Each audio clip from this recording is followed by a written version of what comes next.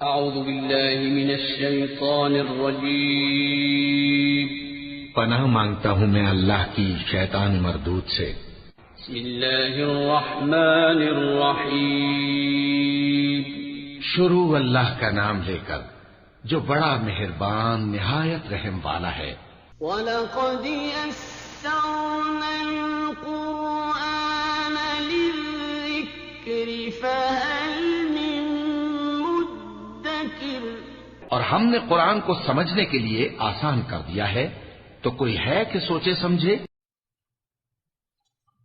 اعوذ باللہ من الشیطان الرجیم. بسم اللہ الرحمن الرحیم.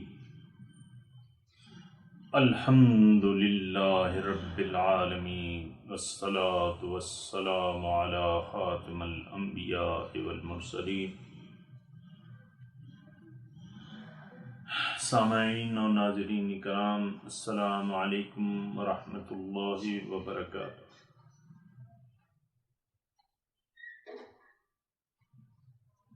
درس قرآن کے سلسلے میں حاضر ہیں.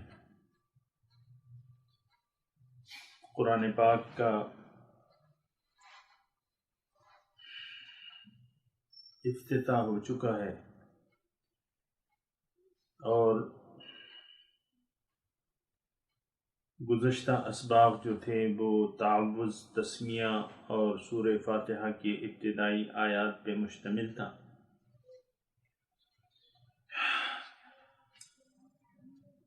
تعوذ یعنی اللہ تعالیٰ کی، اعوذ باللہ من الشیطان الرجیم میں ہم اللہ تعالیٰ کی پناہ ہم نے حاصل کر لی اس شیطان مردود سے جو ہمارا ازلی دشمن ہے. بسم اللہ الرحمن الرحیم میں اللہ تعالیٰ کے نام کی برکتوں کے وسیلے سے ہم نے ابتدا کر رہے ہیں اور رحمان اور رحیم کے واسطے سے اس کی رحمت کو اپنی طرف متوجہ کر رہے ہیں. سورہ فاتحہ جب شروع کی ہے تو اس میں اللہ تعالیٰ کی تعریفیں بیان کی ہیں، ہم نے اپنی عاجزی بیان کی ہیں کہ ہماری کوئی یعنی صفت نہیں ہے. تمام صفات کا مالک، تمام تعریفوں کا مالک آپ ہی کی ذات ہے اللہ پاک. اور اس کے بعد الرحمن الرحیم، اللہ تعالیٰ کی رحمت، صفت رحمت سے ہم نے اس کو اپنی طرف متوجہ کیا. پھر اس یقین کا بھی اظہار کیا کہ یوم آخرت پر ہم نے اپنے یقین کا اظہار کیا کہ ہمارے اعمال کے نتائج ہم اس کو مانتے ہیں اور یوم جزا کا وہ مالک ہے. آج کا سبق جو ہے وہ تمام اس صورت کا خلاصہ ہے. جیسا کہ میں نے آپ کو کہا تھا کہ سورہ فاتحہ جو ہے وہ تمام قرآن پاک کا خلاصہ ہے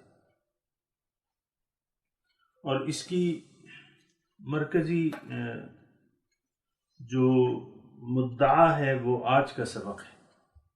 ایاک نعبد و ایاک نستعین اہدنا صراط المستقیم.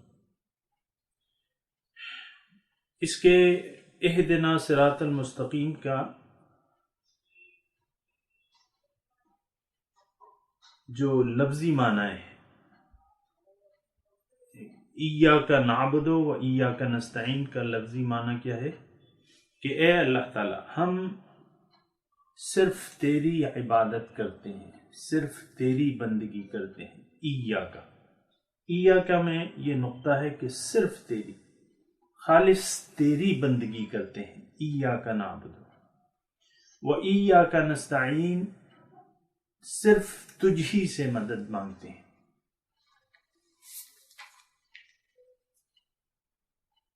ہمارا جو مقصود ہے وہ ہمیں اللہ کی بندگی سے حاصل ہوگا. اللہ تعالیٰ ہمارے مقصود ہیں اور اللہ کا قرب، اس کی معرفت، یہ صرف اور صرف اللہ کی بندگی سے حاصل ہو سکتا ہے۔ یہ نقطہ جو ہے وہ جان لینا چاہیے۔ بعض لوگ غلط فہمیوں کا شکار ہو کے اس کی بندگی سے انحراف کر کے اس کی قرب اور معرفت کے طالب ہوتے ہیں، جبکہ ایسا نہیں ہے۔ صرف اللہ تعالیٰ کی بندگی، یہ نقطہ بہت اہم ہے۔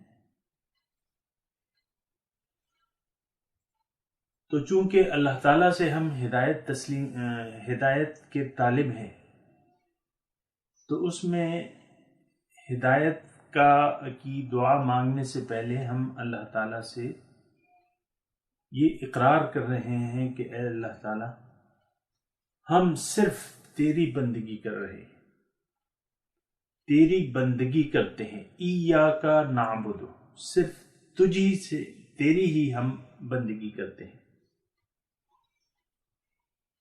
اس میں نقطہ یہ ہے کہ یعنی قرآن تو ہم بیٹھے ہوئے ہیں کہ اس کو سمجھ لیں اور اس کو یعنی اس کے معنی پہ ہم سمجھ جائیں۔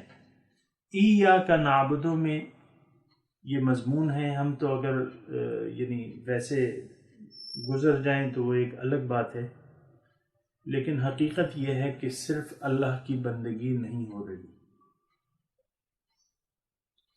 جبکہ اس صورت میں ان آیات میں یہ طریقہ کار بتایا گیا ہے مقصود تک پہنچنے کا، جو کہ ایک ہی طریقہ ہے کہ صرف اور صرف اللہ ہی کی بندگی کی جائے۔ ایاک نعبد تھوڑا سا یعنی آج کے معاشرے میں جس میں ہم رہ رہے ہیں، تو اس کا یہ ہے کہ دین کے مقاصد سے، اس کی ضروریات سے ہم ناواقف ہیں۔ تو جب ناواقف ہیں تو پھر ہر چیز سے ہم ویسے ہی گزر جاتے ہیں۔ اللہ تعالیٰ نے، یہ میں آپ کو پہلے بھی بتا چکا ہوں، اللہ تعالیٰ نے مومنوں کی ایک صفت بیان کی ہے قرآن پاک میں، اذا تتلی علیہم آیات الرحمن لم یخروا علیہا صما وعمیانا، جب ان پہ رحمان کی آیات تلاوت کی جاتی ہیں تو اندھے بہرے ہو کے یہ اس سے نہیں پڑھتے۔ تو آج کل جو ہے تو وہ تو تھوڑا سا اندازہ بھی لگانا چاہیے اور احتساب بھی کرنا چاہیے، قرآن کی تو حقیقت میں ہم ضرورت ہی نہیں محسوس کرتے۔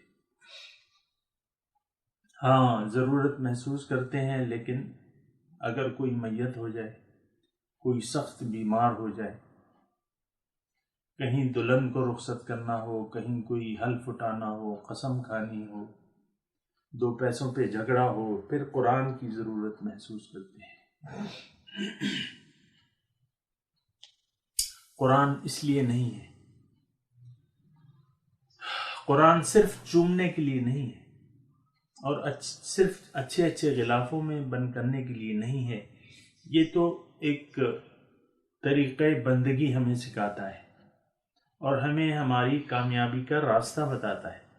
ایاک نعبد میں یہ مضمون ہے کہ جو کامیابی کے طریقے ہیں اس کو ہم سمجھ جائیں۔ کامیابی کا طریقہ جو ہے واحد یہ ہے کہ صرف اور صرف اللہ کی بندگی کی جائے۔ ایاک نعبد، ہم تو بندگی کر رہے ہیں لیکن غیر اللہ کی بھی، بلکہ غیر اللہ کی بندگی کر رہے ہیں۔ دیکھیں، آدھا عدو کا نفسک الذی بین جنبیک، تمہارا دشمن نمبر 1 تمہارا نفس ہے جو کہ تمہارے پہلو کے اندر ہے۔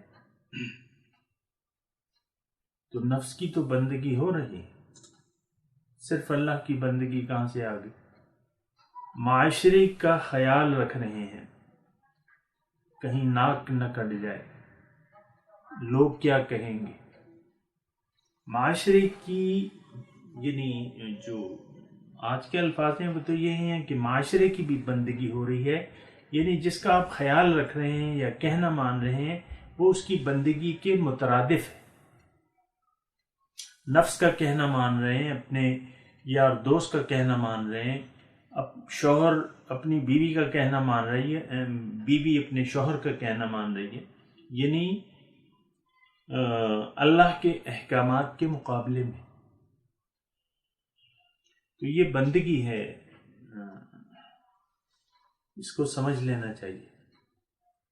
اس کی میں نے آپ کو تفصیل بیان کی۔ ایاک نعبد، اگر اللہ تک آپ نے پہنچنا ہے، اپنے مقصود تک پہنچنا ہے، اس کو حاصل کرنا ہے، تو صرف اور صرف اللہ کی بندگی کرنے کی ضرورت ہے۔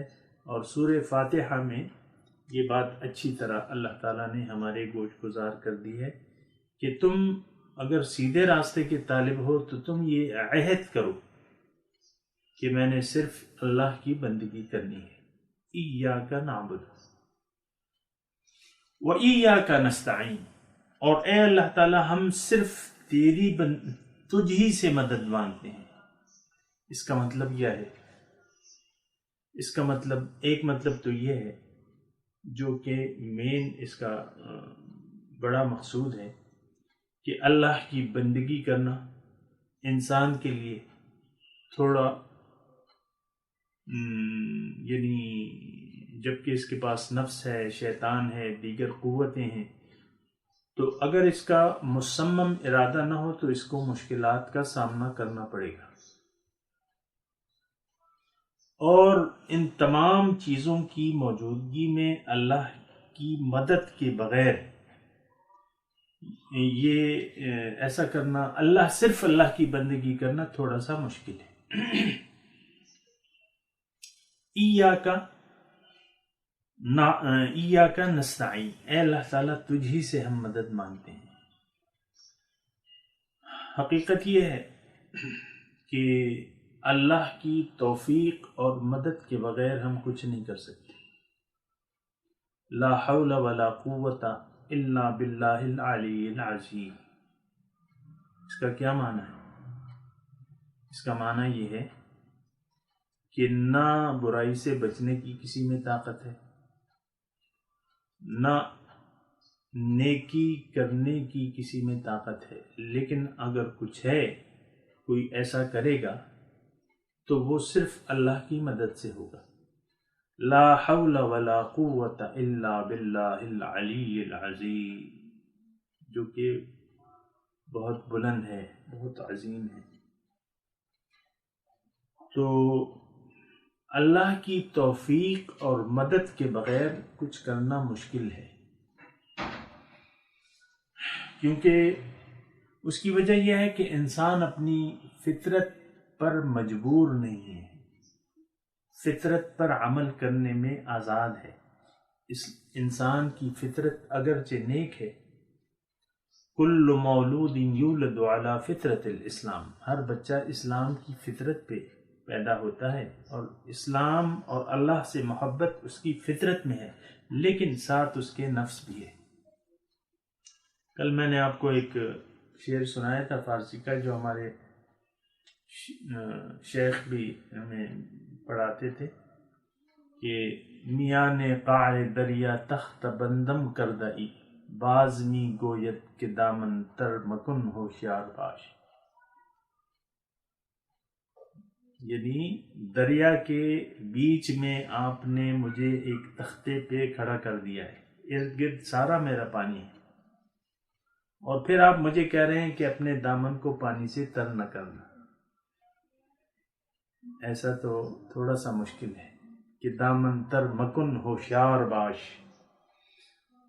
اور تقریباً یہی صورتحال ہے کہ ہم جس ماحول میں رہ رہے ہیں وہاں تو کافی چیزیں ہمارے نفس کو اچھی لگتی ہیں، پیسہ اچھا لگتا ہے، عورتیں اچھی لگتی ہیں، جائیداد اچھی لگتی ہے، اور جو زیب و زینت کی چیزیں ہیں، جو کہ آیت میں نے آپ کے سامنے پڑھی ہے، زُیِّنَ لِلنَّاسِ، تو یہ ساری چیزیں ہمیں اچھی لگتی ہیں۔ اچھا کھا لو، اچھا پہن لو، اچھا رہ لو، یہ ساری چیزیں جو ہیں اچھی لگتی ہیں۔ تو یہ ہوتا ہے کہ یہ ساری چیزیں ہمارے ارد گرد ہیں، پھر ہمارے ساتھ جو ہے وہ نفس بھی ہے، جو کہ ہمارا دشمن نمبر 1 ہے، حضور کے فرمان کے مطابق۔ پھر ہمارے ساتھ شیطان بھی ہے،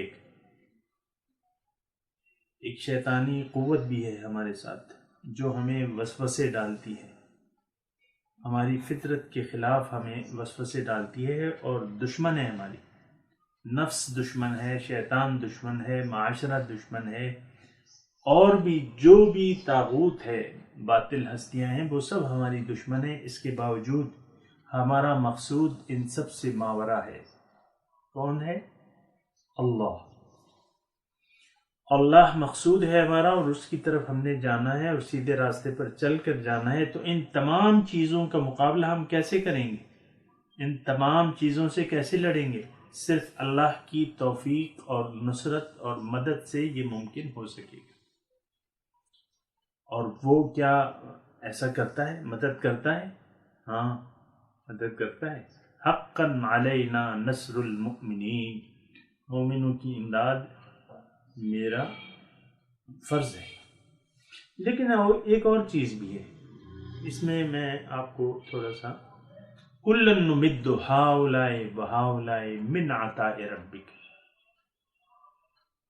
اللہ تعالیٰ فرما رہا ہے کہ ہر ایک کو میں توفیق دیتا ہوں، ہر ایک کی مدد کرتا ہوں، یعنی تمام اسباب میں نے مہیا کر لیے ہیں۔ جو نیکی کرے، نیکی کی راہ اختیار کرے یا بدی کی راہ اختیار کرے، سب کو اختیار ہے اور سب کو اجازت ہے۔ تو کُلًا نُمِدُّ، ہر ایک کی میں مدد کرتا ہوں، ہؤلاء وہؤلاء من عطاء ربک، یہ آپ کے رب کی عطا ہے۔ وما كان عطاء ربک محظورا، تو مدد تو اللہ تعالیٰ جو گمراہی کے راستے پہ چلتے ہیں، اللہ تعالیٰ ان کو چلنے دیتا ہے، لیکن جو نیکی کا راستہ اختیار کرتے ہیں، یہ نہیں ہو سکتا کہ اس شخص کو نیکی کے راستے سے روک لیا جائے، یا کوئی ہستی ایسی نہیں ہے کہ جو اس کو زبردستی روک لے نیکی کے راستے سے، کیونکہ یہ ساری قوتیں جو ہیں، جو ظاہری قوتیں ہیں، جو باطل اور طاغوتی قوتیں ہیں، یہ صرف سجیشن دیتی ہیں، یہ صرف اپنے آپ کو اچھا دکھا کے پیش کرتی ہیں کہ شاید یہ میری طرف مائل ہو جائے، یہ انسان، یہ اللہ کی طرف جو ہے ارادہ کرنے والا، میں بن سنور کے اس کے پاس آتی ہوں تو شاید یہ میری طرف متوجہ ہو جائے۔ لیکن ان کا زور نہیں چلتا طاغوتی قوتوں کا، یہ نوٹ کر لیں۔ بعض لوگ اس کا بہانہ تو ضرور کرتے ہیں، جہاں تک میں نے سنا ہے، کیا کروں جی، اللہ نے نفس و شیطان دیا ہے، ایسے کام اگر میں کر لوں تو کیا ہوگا، اللہ تعالیٰ نے تو یہ قوتیں دی ہوئی۔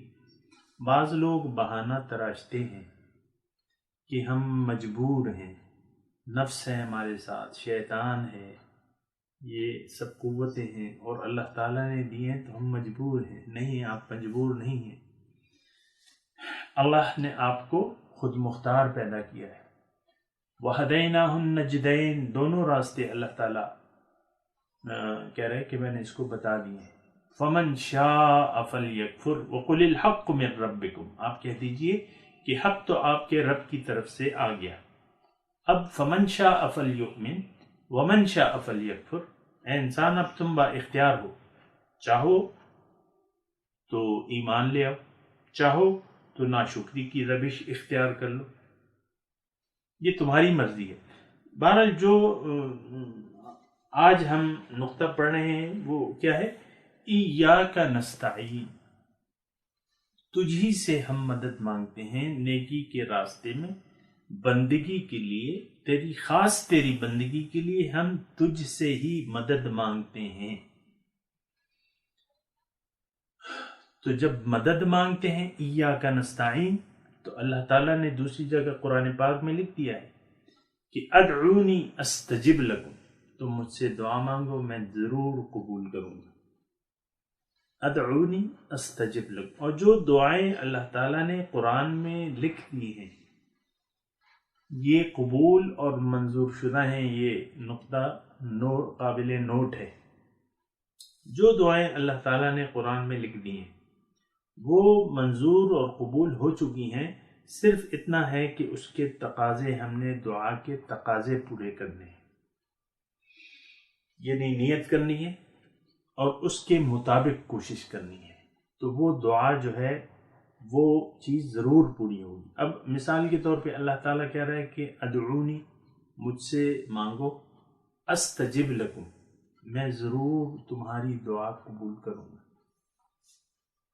تو اب دیکھیں، ہم تو چونکہ مقصود بھی ہمارا دنیا ہے تو ہم ظاہری دعاؤں پر زیادہ متوجہ ہوتے ہیں۔ اللہ اکبر، ظاہری دعاؤں پہ زیادہ متوجہ ہوتے ہیں، ایسی بات نہیں بھائی۔ دنیا آپ کی تو قسمت میں لکھی جا چکی ہے، نمبر 1۔ دوسری بات یہ ہے کہ اللہ تعالیٰ تو آپ کا رب ہے، تو اس نے تو آپ کی ربوبیت کرنی ہے، اس میں کیا آپ نے مانگنا ہے؟ ایک رب ہے، ایک بچہ، مثال کے طور پہ آپ سمجھنے کے لیے بات، ایک 2 سال کا بچہ ہے، 3 سال کا بچہ ہے، 2 سال کا بچہ ہے، تو کیا اس کو اپنے والدین سے خوراک مانگنے کی ضرورت ہے؟ نہیں۔ مائیں تو پریشان ہو جاتی ہیں، میرے بچے کھاتے نہیں ہیں، میرے بچے نہیں کھاتے پیتے نہیں ہیں، بس تھوڑا سا کھا لیتے ہیں پھر اٹھ جاتے ہیں، اور پریشان ہو جاتے ہیں مائیں۔ یعنی یہ ان کا ایک جذبہ ہے، تو اللہ تعالیٰ کی رحمت تو ان سے بڑھ کے ہے۔ اللہ تعالیٰ تو حقیقی رب ہے، یہ تو مجازی ربوبیت ہے والدین کی۔ اب والدین دیکھیں کتنا پریشان ہوتے ہیں، ہر چیز، ہر جو کچھ بھی نعمت مہیا کر سکتے ہیں اپنے وسائل میں رہتے ہوئے، اس کے لیے وہ کر گزرتے ہیں۔ تو میرے بھائیوں، ایسا نہیں ہے کہ اللہ تعالیٰ ہم سے غافل ہے یا ہماری ربوبیت سے وہ غافل ہے۔ دنیا کی اتنی دعائیں نہ مانگا کریں، وہ تو جو مقصود ہوتا ہے انسان تو وہی مانگتا ہے۔ چونکہ ہمارا مقصود ظاہری دنیا ہے تو ہم یہی دعائیں مانگتے رہتے ہیں کہ یا اللہ دے، پیسے دے دے، اور رزق بڑھا دے، اور یہ کر دے اور وہ کر دے۔ یہ تھوڑی سی ہے کہ وہ چونکہ ہم غافل ہیں تو بس وہ غفلت والی، جو غفلت میں ڈال دینے والی چیزیں، اس کو مزید چاہتے ہیں کہ یہ مزید آ جائیں تاکہ ہم مزید غافل ہو جائیں۔ ظاہر ہے کہ دنیا جتنی بڑھے گی آپ کی غفلت بھی بڑھتی رہے گی۔ تو دعا جو ہے وہ، دیکھیں، دنیا مقسوم ہے، تقسیم شدہ ہے، اس پہ آپ راضی رہیں، شکر ادا کریں اللہ تعالیٰ کا، بس مناسب کوشش کرتے رہیں، بس اس کے لیے ناجائز ذرائع کبھی نہ استعمال کریں، مناسب کوشش کریں، اللہ پہ اعتماد کرتے ہوئے کام شروع کریں، اس کی مناسب دیکھ بھال کریں، اس کے بعد جو ہے نتیجہ اللہ پہ چھوڑ دیں۔ دنیا مقسوم ہے، آخرت قسمت میں نہیں لکھی ہوئی۔ انسان آخرت جو ہے وہ کوشش اور سعی پہ آپ کو ملے گی، جتنی آپ کوشش کریں گے۔ ہاں، اس کے لیے دعائیں بھی مانگ سکتے ہیں، لیکن صرف دعاؤں پہ بھی آخرت نہیں ملتی، یہ بھی یاد رکھیں۔ صرف دعاؤں سے آخرت آپ کو نہیں ملے گی، مناسب کوشش اس کے لیے کرنی ہوگی۔ ہر کام کے لیے مناسب کوشش کرنی ہوگی۔ دنیا بھی جو مقسوم ہے، آپ ہاتھ پاؤں توڑ کے بیٹھ جائیں تو وہ مقسوم بھی آپ کو نہیں ملے گا۔ اور آخرت کے لیے وہ تو، اس کے لیے تو کوشش لازمی ہے۔ من جد وجد، جس نے کوشش کی اس نے پایا۔ من طلب فقد وجد، جس نے کوشش کی اس نے پایا۔ تو بات یہ ہے کہ صرف میں یہ نقطہ کہہ رہا تھا کہ آخرت آپ کے نصیب میں نہیں لکھی ہوئی، یہ آپ کی مرضی پہ ہے ٹوٹل۔ اگر آپ چاہیں گے تو آخرت میں کچھ حصہ بنا لیں گے۔ اور ہم، ایک اور بات میں کہتا جاؤں آپ کو، کہ ہم اپنے اعمال سے آخرت میں اپنا حصہ بنا رہے ہیں، بھیج رہے ہیں۔ ما تقدموا لانفسکم من خیر تجدوہ عند اللہ.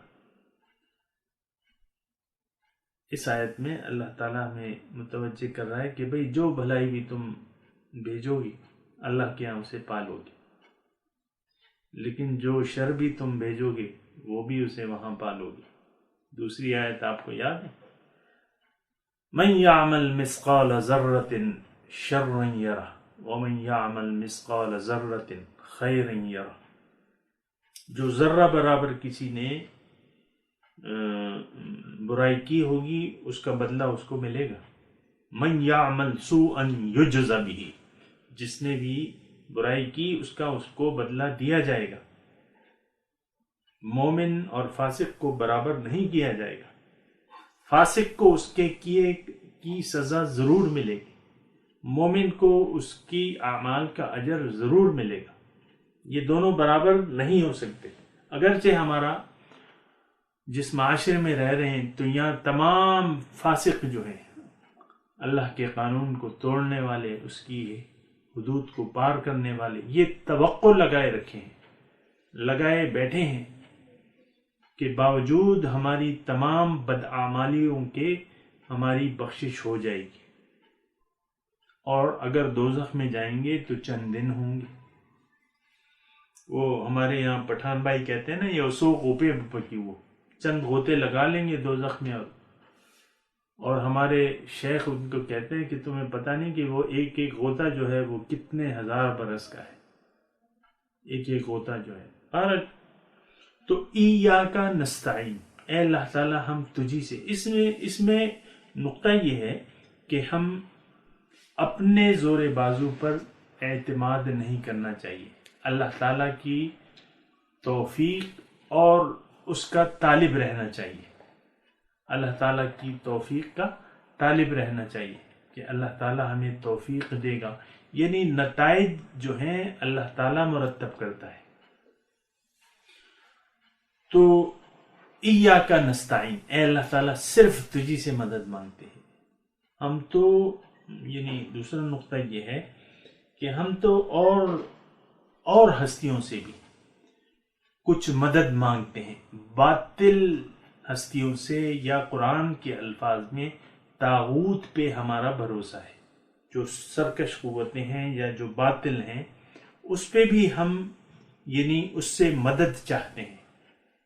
اب دیکھیں سب سے بڑا خدا جو ہے ہمارا وہ کون سا ہے؟ وہ پیسہ ہے. تو پیسہ جو ہے وہ اس سے یعنی خدا، چونکہ خدا ہے تو خدا سے تو پھر مدد کی توقع ہوتی ہے. دیکھیں کسی کے پاس اگر بالکل پیسے نہ ہوں تو اس کا دل کیسا ہوگا. مثال کے طور پہ دو بھائی ہیں، ایک کے پاس جو ہے وہ کوئی بینک بیلنس نہیں ہے، دوسرے کے پاس جو ہے 4 کروڑ روپے ہیں بینک میں. تو ان دونوں میں کس کا دل مضبوط ہوگا آنے والی آفات یا مشکلات یا بیماریوں سے نبٹنے کے لیے؟ ظاہر ہے کہ جس بھائی کے پاس پیسے زیادہ ہوں گے اس کا دل مضبوط ہوگا.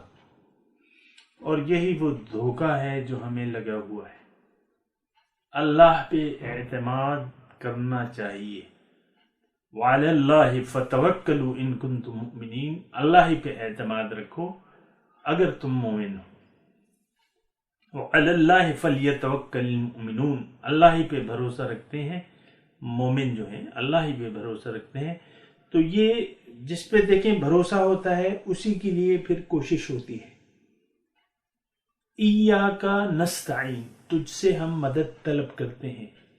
اللہ تعالیٰ مدد کرتا ہے، یہ جان لینا چاہیے. نعم حسبنا اللہ ونعم الوکیل، نعم المولا ونعم النصیر. حسبنا اللہ، اللہ ہمارے لیے کافی ہے، بہت اچھا کارساز ہے، بہت اچھا وکیل ہے، بہت اچھا مولا ہے، بہت اچھا مددگار ہے. دیکھیں یہ قرآن کے الفاظ ہیں، صرف یقین کی بات ہے. ہمارا تو ظاہر پر یقین ہے. جس کے پاس 100 تولے سونا ہو، جس بی کے پاس، اور جس کے پاس جو ہے وہ 4 رتی سونا ہو، دونوں میں ان کے اعتماد میں فرق ہوگا. ایسا نہیں ہونا چاہیے. مادی چیزوں پر بھروسہ جو ہے یا اعتماد، یہ اپنے آپ کو دھوکہ دینے کے برابر ہے.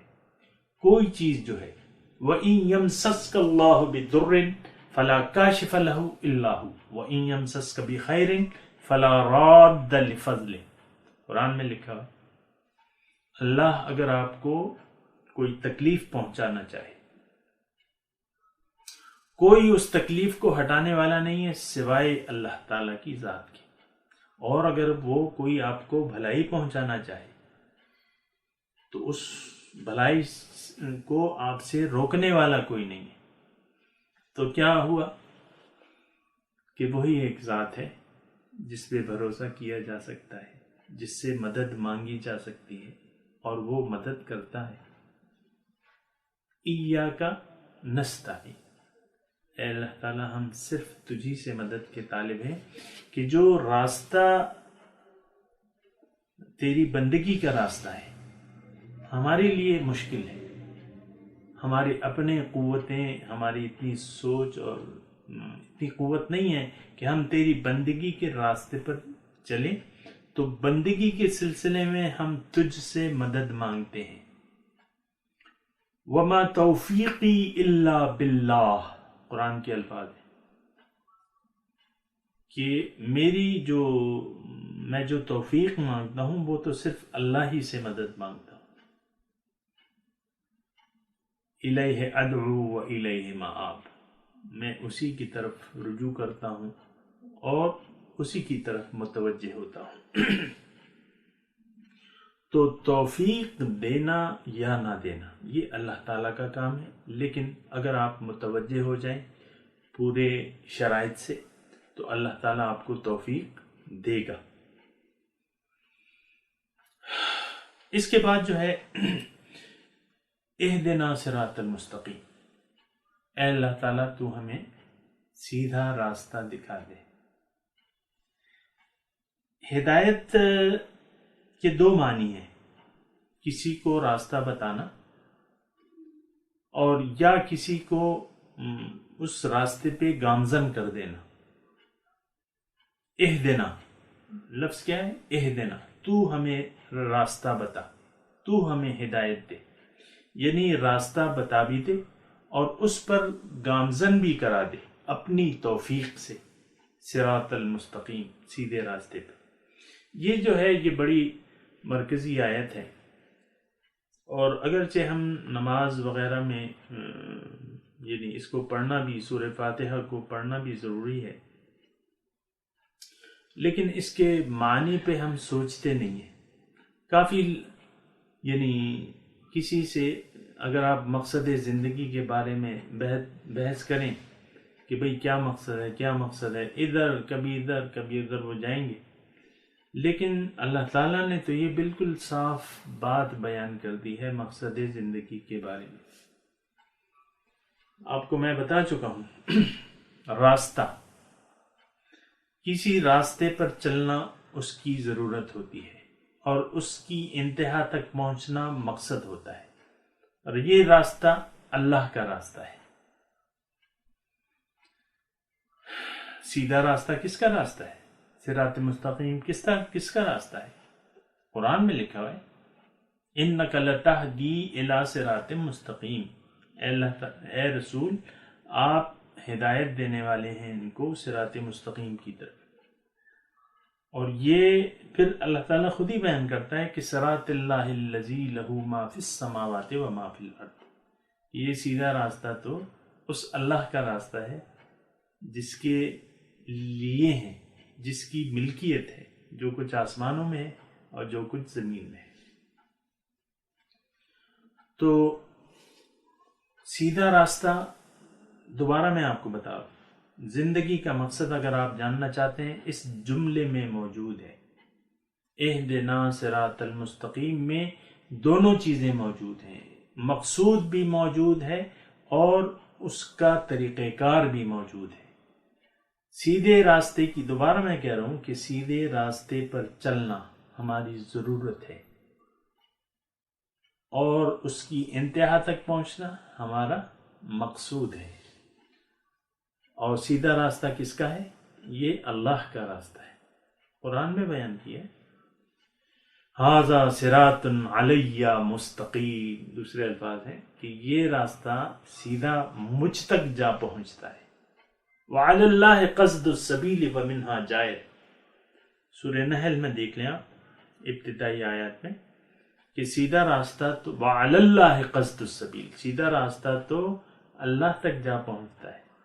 ومنہا جائر، اور اس میں سے بعض راستے ٹیڑھے ہیں جو اس پر اللہ تک نہیں پہنچتے. اور بعض ہمارے ساتھی جس معاشرے میں ہم اور آپ رہ رہے ہیں اس میں بعض ساتھی یہ سمجھتے ہیں کہ ہم سیدھے راستے پر تو نہیں چلیں گے لیکن منزل تک پہنچ جائیں گے. ایسے بہت سے لوگ موجود ہیں جو سیدھے راستے پر چلنا ہی نہیں چاہتے، ٹیڑھے راستے پر چل رہے ہیں اور اس خوش فہمی میں مبتلا ہیں کہ ہم اپنی منزل تک پہنچ جائیں گے. دیکھیں مسلمانوں میں بھی ایسے ہیں، لیکن جو غیر مذاہب ہیں، یعنی مثال کے طور پہ ہندو ہیں، وہ اپنے طریقے سے جو ہیں یعنی سیدھے راستے پر چل رہے ہیں. آج کل یہودیوں کو دیکھ لیں، عیسائیوں کو دیکھ لیں، سب لوگ جو ہیں اپنے، یعنی کوئی یہ نہیں کہتا کہ میں غلط راستے پر، وہ سب کہتے ہیں کہ میں سیدھے راستے پر. مندر جا کے جو لوگ گھنٹیاں بجاتے ہیں وہ بھی کہتے ہیں کہ جو ہم کر رہے ہیں یہ بالکل ٹھیک ہے. جو عیسائی جو ہیں گرجوں میں جا کے پادریوں کے سامنے جو ہے روتے ہیں یا گڑ گڑاتے ہیں، یا جو اعتراف وہ بھی ایک طریقے کے مطابق اپنے وہ کہتے ہیں میں صحیح ہوں. لیکن سیدھا راستہ کون سا راستہ ہے؟ اس کے بارے میں انشاءاللہ کل بات ہوگی کہ صراط الذین انعمت علیہم.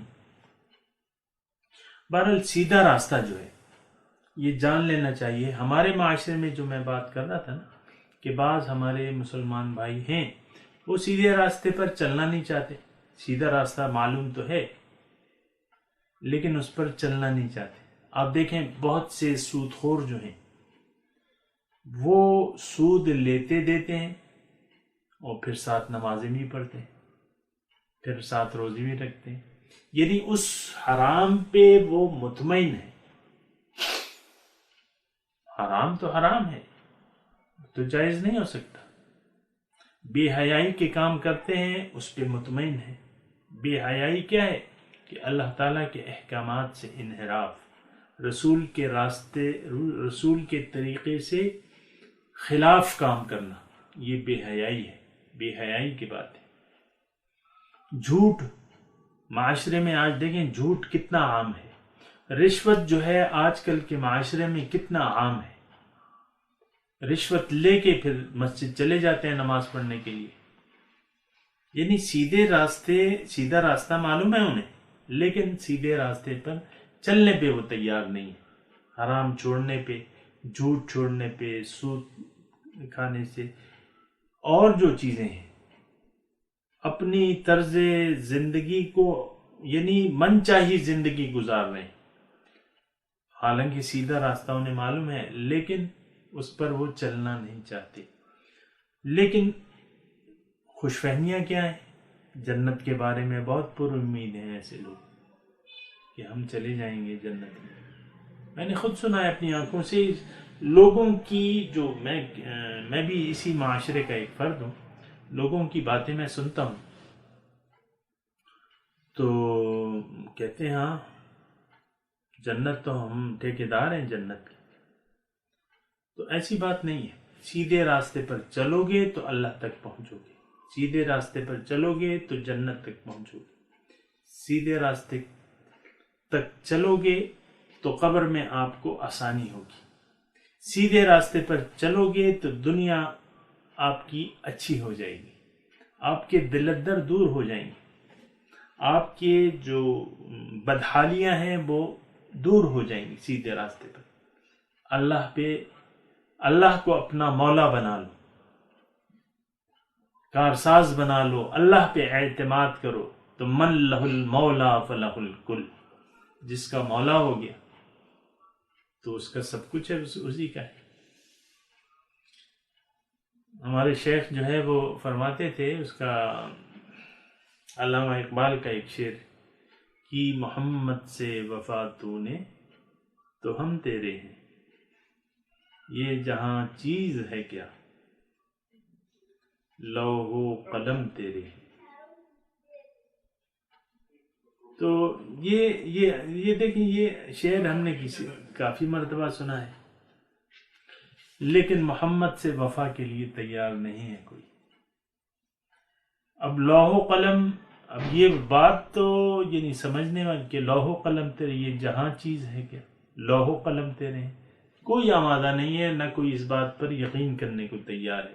اس لیے تو محمد سے بے وفائی ہو رہی، محمد سے تو اسی لیے بے وفائی ہو رہی ہے، ان کی تعلیمات سے، ان کے طریقوں سے ہم نے منہ موڑا ہے۔ کیوں؟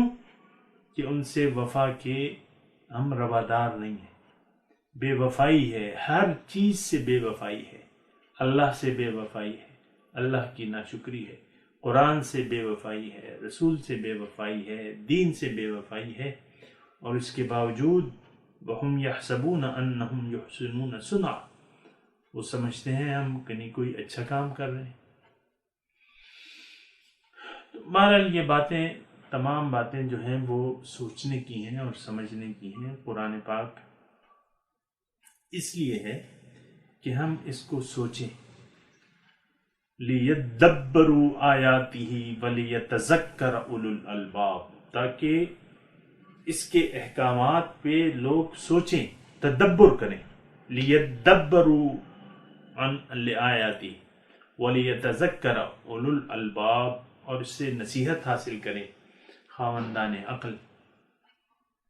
لیکن ہم نیند سے جاگیں گے تو پھر عقل ہماری کام کرے گی نا۔ ہم اس وقت تو آپ دیکھیں معاشرے میں ایک جمود ہے اور ایک غفلت ہے، اور معاشرہ جو ہے وہ بالکل سویا ہوا ہے۔ تو سوتے ہوئے تو عقل کام نہیں کرتی، سوتے ہوئے عقل کام، آپ جاگیں گے تو عقل آپ کی کام کرنا شروع کرے گی۔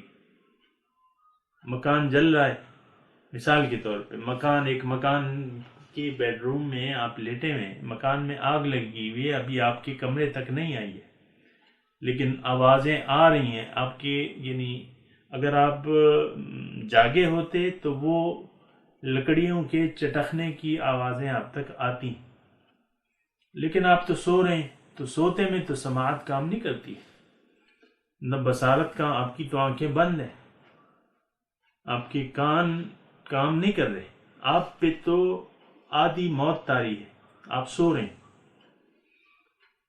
تو اگر اس آگ سے یعنی آپ نے اپنے آپ کو بچانا ہے بالفرض، تو آپ کو پہلے جاگنا ہوگا، پھر آپ کے کان میں وہ آواز آ جائے گی، پھر آپ دروازہ جب کھول کے دیکھیں گے تو آگ آپ کو نظر آئے گی۔ آج بھی ہم اپنے اعمال کے شعلوں میں جل رہے ہیں۔ اللہ اکبر۔ بہرحال اس پہ زیادہ میں بات نہیں کرتا، تو جتنا میں نے بیان کیا ہے وہ تھوڑی سی سوچنے کی بات ہے۔ اللہ تعالیٰ بھی کہہ رہے کہ آپ سوچیں، لیتذکر، نصیحت حاصل کریں خاوندان عقل جو ہے۔ تو بہرحال انشاءاللہ اگلے درس میں مزید بات کریں گے، اور کل انشاءاللہ ہو سکتا ہے یہ صورت اختتام پذیر ہو جائے گی، اس کے بعد جو ہے آگے چلیں گے۔ وآخر دعوانا ان الحمد للہ رب العالمین۔ السلام علیکم ورحمۃ اللہ وبرکاتہ۔